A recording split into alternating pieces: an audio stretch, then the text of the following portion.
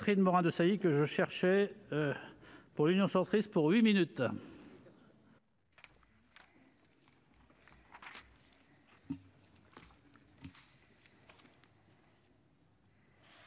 Monsieur le président, madame la ministre, monsieur le rapporteur, mes chers collègues, il était attendu depuis longtemps. C'était un engagement du président de la République et après bien des difficultés, Franck Riester avait fini par convaincre de le faire inscrire à l'ordre du jour. Pourtant, le texte de loi relatif à la communication audiovisuelle et à la souveraineté culturelle à l'ère numérique, à même d'armer notre audiovisuel public comme privé pour relever les défis générés par le nouveau monde numérique, a été abandonné au milieu du gué en pleine procédure parlementaire. Alors bien sûr, on peut argumenter de la crise sanitaire, mais justement, les conséquences de celle-ci sur les usages et l'accélération observée des mutations en cours pour le secteur audiovisuel n'ont fait que renforcer le besoin de se remettre à jour par rapport à la loi du 30 septembre 1986, texte conçu pour le monde hertzien. Lors du colloque que notre commission avait organisé en juillet 2018, « Comment réenchanter l'audiovisuel public à l'ère du numérique ?» Alors que la réforme, dont celle de la redevance, avait déjà été faite dans leurs pays respectifs, les représentants des audiovisuels publics européens, ne comprenant pas trop le retard pris chez nous, nous avaient dit attendre beaucoup de la France, jugée comme une référence dans son combat pour l'exception culturelle. Alors, quelle déception!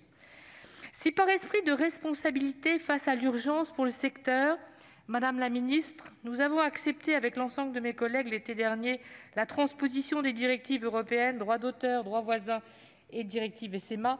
C'était bien dans la perspective d'un vrai et nécessaire débat sur l'avenir de l'audiovisuel et de la création. Je salue à cet égard l'implication forte des sociétés d'auteurs qui a permis la mobilisation à Bruxelles aux côtés des parlementaires pour faire adopter à l'époque les directives. Avec l'abandon de la réforme de la gouvernance, notre groupe, Union centriste, regrette le retard qui va continuer à être pris alors que la concurrence s'intensifie, que les nouveaux formats et les offres se multiplient, que partout le paysage se recompose pour mieux aborder les défis du siècle. L'actualité récente du rapprochement de TF1-M6 nous le rappelle encore si besoin était. Plus encore, nous réprouvons l'abandon de la réforme de la contribution à l'audiovisuel public que Franck Riester avait pourtant promis pour 2021 au plus tard. Non seulement cette réforme différée est nécessaire pour faire évoluer l'assiette d'une redevance devenue injuste, les supports de diffusion ayant considérablement évolué, mais pour prévenir aussi la chute attendue de son rendement. Tout cela, je le disais déjà en 2011 dans un rapport sur l'avenir du financement de France Télévisions, et mes collègues Jean-Pierre Leleux et André Cadolin ne disaient pas différemment en 2015. Pour couronner le tout, avec la suppression de la taxe d'habitation, nous n'avons plus aucune visibilité sur une ressource pérenne qui constitue par ailleurs la principale garantie d'indépendance et une nécessité pour développer des projets dans la durée. Franchement, il aurait été raisonnable d'assurer le modèle économique de notre audiovisuel public qui concerne 5 entreprises, des milliers d'emplois directs et indirects, et ce, avant les échéances électorales de l'année prochaine. Vous comprendrez donc que je ne peux que joindre ma voix à celle de notre rapporteur, dont le constat est alarmant. Maintenant, bien entendu, nous souscrivons aux dispositions du texte portant création de l'Arcom. Il contient en effet des dispositions fondamentales et attendues pour mieux lutter contre le piratage et la protection des auteurs. Je fais partie des parlementaires qui ont vécu ici même les balbutiements d'une législation visant à protéger les auteurs et la création à l'ère du numérique. C'était avec les textes d'AVSI, Adopi 1, Adopi 2. Ça paraît presque être de la préhistoire maintenant. Et alors que la technologie continue à déployer sa puissance transformatrice et que l'ingéniosité des contrevenants n'a pas de limite, il paraît naturel d'améliorer notre législation et de faire évoluer nos autorités de régulation amenées à de plus larges missions. Nous entretenons d'ailleurs des échanges réguliers avec leurs présidents, souvent auditionnés, ne serait-ce que pour leur bilan annuel. À plusieurs reprises, les présidents de la Hadopi, du CSA, mais également de l'ARCEP et de la CNIL ont été entendus ensemble pour mesurer les convergences et rapprochements souhaitables pour plus d'efficacité. Je profite de cet instant pour saluer le remarquable travail de l'ancien président de la Hadopi, Denis Rapone, dont le mandat parvenait à échéance en janvier dernier. Compte tenu de l'évidence de certaines synergies, je regrette, comme notre rapporteur, que le lien avec l'ARCEP ne soit pas sanctuarisé dans ce texte.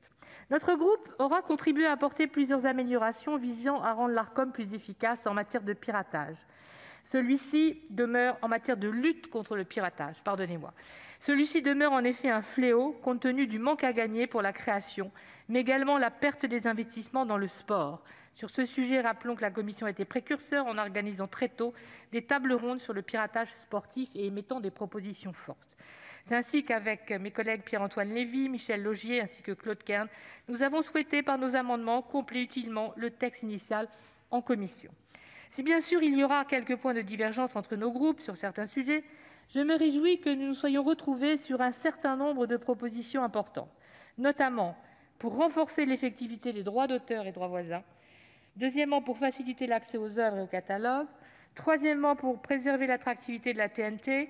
Et sur ce sujet, je vous proposerai d'aller plus loin aujourd'hui en donnant pouvoir à l'Arcom d'autoriser l'utilisation de formats d'images améliorés, permettant ainsi l'usage de l'ultra haute définition. Il y a en effet, et j'insiste, des échéances à ne pas manquer. Ensuite, assurer le maintien de France 4. Nous sommes retrouvés là-dessus. L'ensemble de notre commission s'était mobilisé sitôt l'annonce de sa suppression, entendant défendre en cela la filière du cinéma d'animation, mais surtout une offre publique exempte de toute publicité, chaîne de l'éducation, de la culture et de la citoyenneté, véritable alternative pour nos jeunes aux plateformes commerciales. Alors que ces dernières années, conseil d'administration après conseil d'administration de France Télévisions, je n'ai cessé de redire l'importance de France 4, je suis heureuse que le Président de la République ait opportunément tranché favorablement pour son maintien, donnant quitus à la proposition du Sénat impulsée par notre collègue Jean-Raymond Hugonet.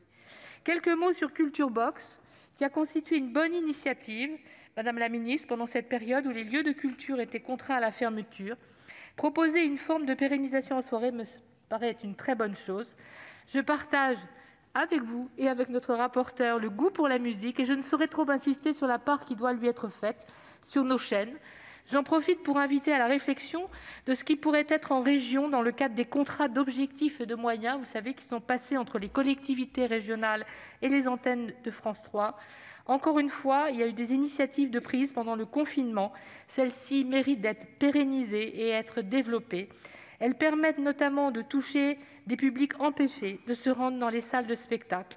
Et c'est cela aussi la mission de l'audiovisuel public, assurer les droits culturels de chacun.